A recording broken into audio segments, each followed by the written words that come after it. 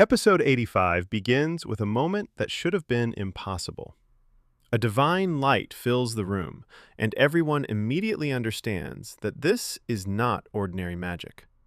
This is the kind of power that belongs to legend, the kind of presence that can make even experienced fighters stop breathing for a second. And standing in front of that power is Alfoy. He is terrified, desperate, and completely outmatched. He cannot overpower it. He cannot outsmart it with a normal spell. So instead of fighting like a warrior, he does something ridiculous. He bets everything on a coin toss. For a moment, the entire room is trapped between panic and disbelief. A man is challenging a goddess with heads or tails. It should be laughable. It should be meaningless. But the coin falls, and Alfoy wins. The room freezes. Alfoy is barely able to move, but the result is undeniable. Against a power that should have crushed him, he survived. Not with strength, not with skill, but with impossible luck. And from that moment, one absurd story is born. Alfoy becomes the man who defeated a goddess. After the light fades, Alfoy does not act humble. He acts like a man who has just found the perfect way to make himself famous. He is on the floor, covered in sweat, still shaking from fear. The coin lies near his hand like proof of a miracle. Everyone around him is trying to understand what they just witnessed, because the logic of the situation makes no sense. The goddess should not have lost. A man should not have been able to stand against her power. And yet, everyone saw it happen. So Alfoy does what he always does. He turns panic into performance. He declares that he won, and the more impossible his claim sounds, the harder it becomes for people to completely deny it. There is another strange detail. Pyote has become connected to the goddess, even though the goddess was known to choose women. That alone is already difficult to believe, but now Alfoy, a man, is also tied to this divine incident. Some people are suspicious. Some are annoyed. Others simply do not know what to say. But in a world where reputation can become power, even a ridiculous miracle can be useful, and Alfoy is more than willing to use it. The story then moves into the Fenris Council chamber. The mood changes completely. The chaos of divine light is gone, and now the room is filled with officials, knights, documents, and maps. This is where the future of the territory is being decided. A report confirms that Pyote has become a saint chosen by the goddess and has absorbed part of her power. That alone is enough to shake the room, because a saint is not just a religious figure. A saint can become a symbol, and symbols can move people, armies, and entire regions. Then Alfoy proudly pushes his own version of the story, presenting himself as the man who defeated the goddess. Not everyone accepts it easily, but the meeting cannot stay focused on Alfoy forever. There is a bigger issue. Fenris has changed. Desmond, the greatest threat pressing down on them, is dead. The northern situation has shifted. Fenris has absorbed 3 northern territories and now controls a military force that can no longer be ignored. The message is clear. Fenris is no longer a weak territory trying to survive. It has become a great territory.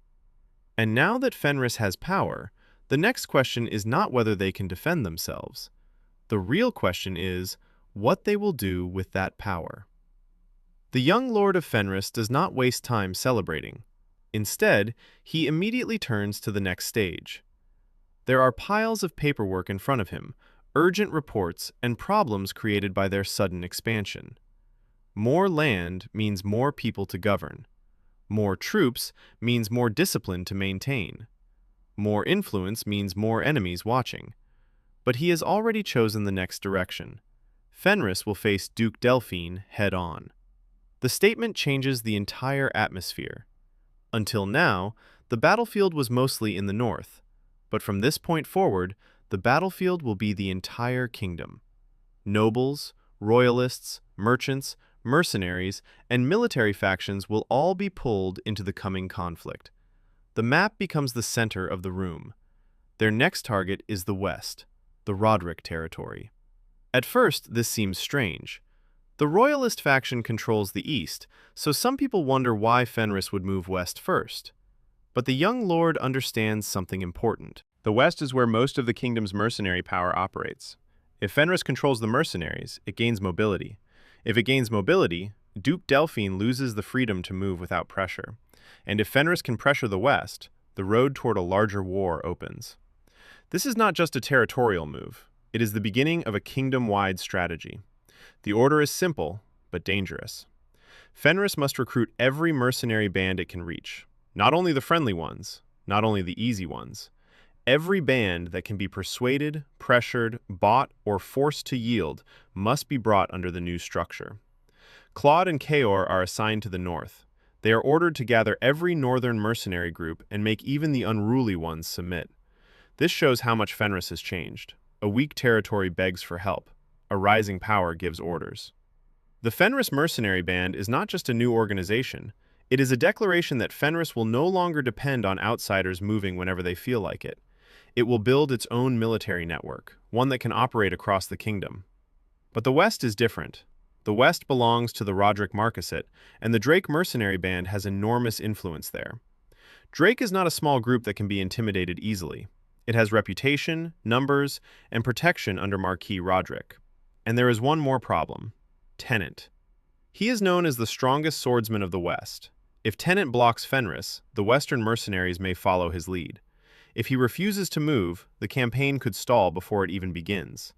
So the young lord makes the decision himself. He will take care of the West. The scene shifts to the Roderick Marquisate.